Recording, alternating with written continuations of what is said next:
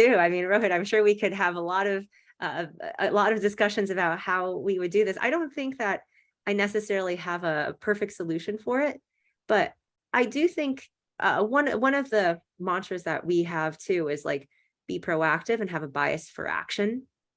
So it's very easy to over intellectualize go to market and sales and growth, but until you do it, it's all theoretical, and theory doesn't generate ARR.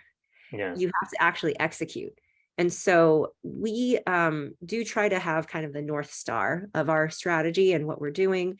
It helps too that we understand now at this point product market fit, who our customers are, and how to be focused. And there will be times in which something comes up where it might be a distraction. And I think, ultimately it's for the team to discuss together, and then for whoever, and there might be an escalation of decision making, and for me as a CEO to ultimately decide. But right now, I think we're in the phase where it's about execution, especially because we are in a, tricky financial market. A lot of economists talk about a looming or impending recession.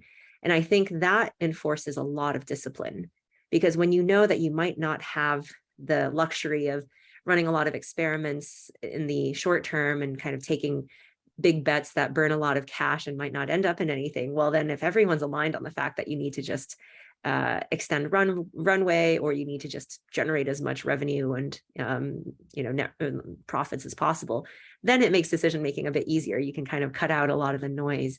But in the future, you don't want to forever just be focused on cash, because just a cash generating business might not be the highest growth business. There's actually a law of, I think, a power law of 40, as they call it, the trade-off between EBITDA and month over month growth percentages.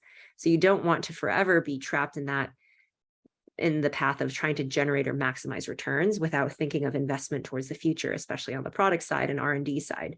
So I'd imagine that once we get past this financial period, then we'll reinvest a lot more in the R&D and product side. But right now we're really focused on revenue generation and growth.